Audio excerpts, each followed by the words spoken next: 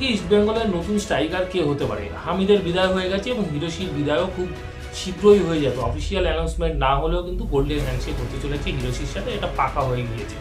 তো এই মুহূর্তে ইস্টবেঙ্গলের নতুন স্ট্রাইকার কে হতে পারে, এবং যা শোনা যাচ্ছে এই মুহূর্তে একটি মাত্র বিদেশি স্ট্রাইকার সই করাতে পারে ইস্টবেঙ্গল, এবং অনেকগুলো নাম কিন্তু ইস্টবেঙ্গল শিবিরে ভাসছে। কখনো দিয়াগো মরিসিও এই মুহূর্তে কিন্তু ইন্দোনেশিয়ান ক্লাবে খেলছে এবং সেখানে 7টি ম্যাচ খেলে কোনো গোল করতে পারেনি, কিন্তু দিয়াগো মরিসিও 34 বছর বয়স হলেও একজন ডেঞ্জারাস স্ট্রাইকার।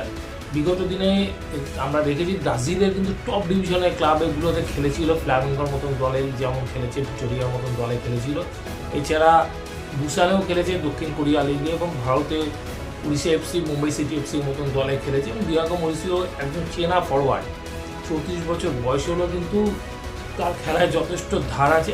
এই ফুটবলারটির ব্যাপারে যেমন ইস্টবেঙ্গল ইন্টারেস্ট দেখাচ্ছে, তেমন কিন্তু জর্জ পেরিরা দিয়াজের ব্যাপারেও আগ্রহ দেখাচ্ছে। মুম্বাই সিটি এফসিতে আছে পেরিরা দিয়াজ, এবং এ মৌসুমে সুপার কাপে 3টি ম্যাচে 1টি গোল এবং 1টি অ্যাসিস্ট করেছিল পেরিরা দিয়াজ। তো এই ফুটবলারটির সাথেও ইস্টবেঙ্গল কথাবার্তা চালাচ্ছে বলে শোনা যাচ্ছে। তো এখনও পর্যন্ত এই দুই ফুটবলারের মধ্যে কেউই কিন্তু ফাইনাল নয় ইস্টবেঙ্গলে। তার সাথে নতুন সংযোজন তা হলো সান হুন্ডাল, কানাডিয়ান এই স্ট্রাইকার কিন্তু এই মুহূর্তে খেলছে ইয়র্ক সিটি এফসিতে।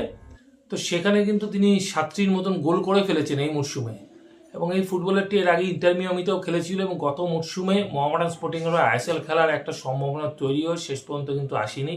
এবং সান হুন্ডাল নিজেও কিন্তু জানি যে তিনি ভারতের জার্সি গায়ে জাতীয় দলে খেলতে চায়, তবে সেই ব্যাপারটা কিন্তু এখনও কোনো পাকা হয়নি। এবং এই মুহূর্তে কিন্তু সান হুন্ডালের সাথে ইস্টবেঙ্গলের নাম জড়িয়েছে। ইস্টবেঙ্গল নতুন যে ফরওয়ার্ড নিতে চাইছে তার মধ্যে কিন্তু সান হুন্ডালের নামও আছে।